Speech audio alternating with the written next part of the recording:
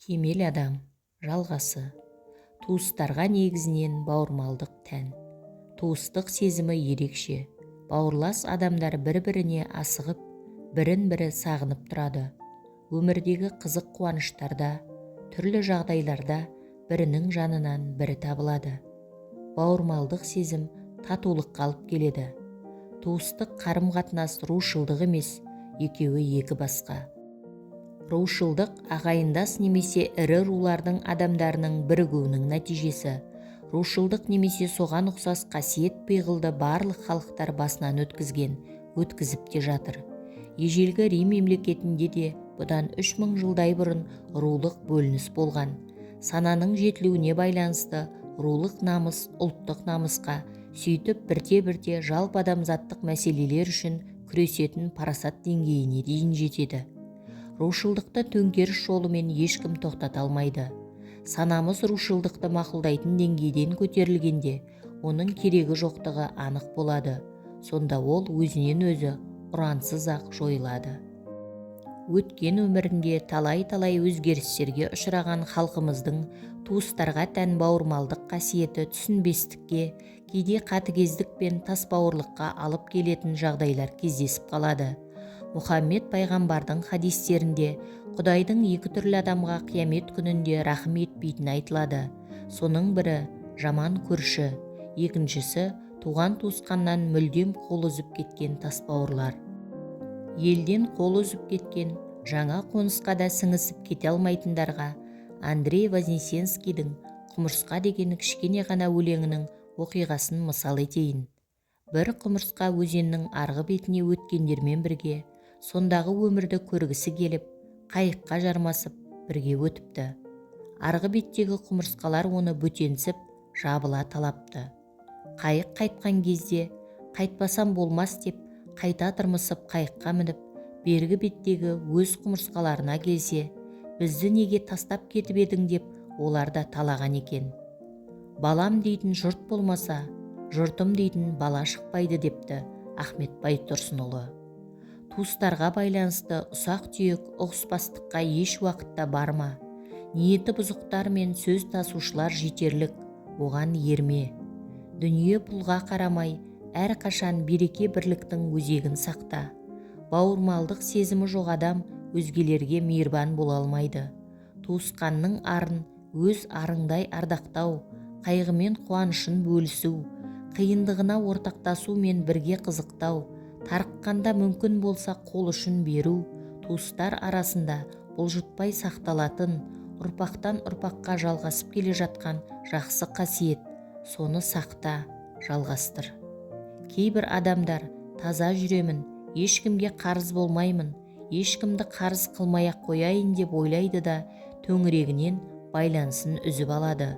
Өмір сүрудің құпия мәнінің бірі айналадағылардан қара үзіп қалмаудың сыры, тұрмыстық деңгейдегі байланысты үзбей, ағайын туыс, дос жаранның қызығы мен қиыншылығында бірге болу, хабар алып тұру, шақырғанда бару, сұрағанда аз да болса беру, ақыл кеңес сұраса жөнін айту.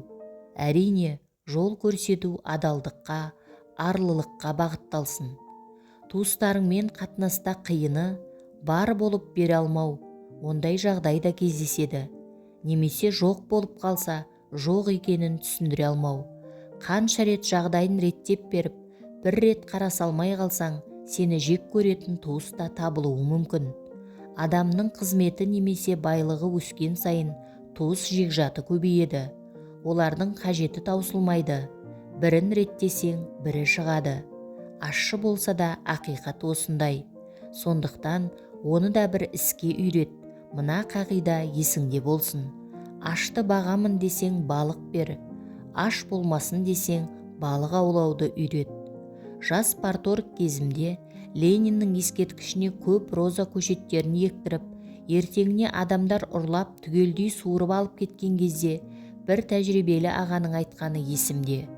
Ұрламау үшін төңіректегі үйлерге гүл көшеттерін тегін таратып беру керек дегені. Өзгенікіне сұқтану заманнан заманға қалмай көшіп, ертеден келе жатқан нәрсе.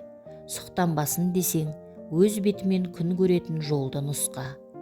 Ер жігіттің басында 10 пәле бар, соның 9-ы ағайын мен қатыннан деген сөзді бір биден естіген едім деп Мәшһүр Жүсіп айтып жүреді екен. Әйеліңді ісіңе араластырма. Мен жоғарыда әйелің ісіңнен хабардар болсын дегем, екеуі екі басқа. Ақылды болса жақсы, ақылсыз болса абыройыңа нұқсан келеді. Жалпы, әйеліне иелік ете алмаған еркектен нағыз азамат еш уақытта шықпайды. Жақсы болғанда үйде басқа, түзде басқа, екі жүзді өмір кешеді. Үйінде бақытты адам, ең бақытты адам. Өзіңді қоршағандарды таластырмай, ұрыстырмай, нала қылмай жүргенде ғана жігітсің. Жігіттік те оңай емес. Жігіт деп, онымен пікірлескенде өзіңді жігітше сезіне алатын адамды айтуға болады. Ер жігіттің қадірін жақыны білмес, жат білер деп ескіден қалған сөз бар. Жат білген қадіріңді жақыныңда білгені жақсы. Білмесе, жақындарыңмен арыздас, мойындат, немесе мойында. Мойындасаң жөндел, жақының да қадіріңді білетін болсын. Берекең кетпесін, бетеге кетсе бел қалады, бектер кетсе ел қалады, берекең кетсе нең қалады деген сөз бар қазақта. Бірлігі жоқ ұлыстың көптігінен не пайда, ұстары жоқ қылыштың өткірінен не пайда. Бір-біріне от шашқан ерлеріңнен не пайда, құлқын үшін топтасқан ездеріңнен не пайда дейді Фариза ақын. Ағайын туысқа бір әулеттің жалғасымыз деген сезіммен қарау, соған лайық жақындық жасап, ілтипат көрсете жүру, хал жағдай сұрасып, қажет жәрдем көмек көрсету, сөйтіп бауырластық сезімді нығайта беру басты парызымның бірі де.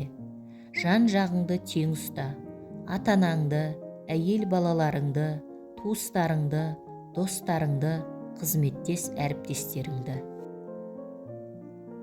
Олардың қызығын бірге қызықта, олардың барлығы сенің тіректерің.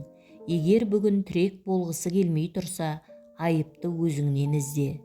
Ошақтың 3 бұтының біреуі құласа, қазандағы сүт төгіледі деген қырғыз мақалы бар. Сол ошақтың 3 аяғын тең ұстай тұра, жанатын оты бол.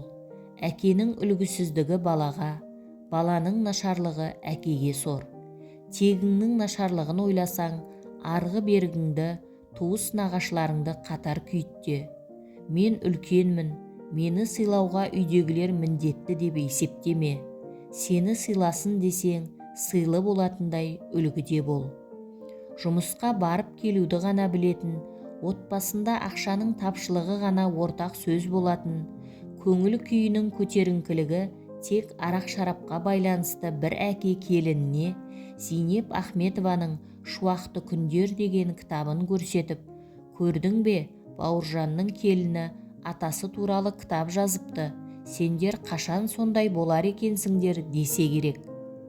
Келіні атасы туралы кітап жазу үшін атасы Бауыржандай болуы керек қой деген екен келіні.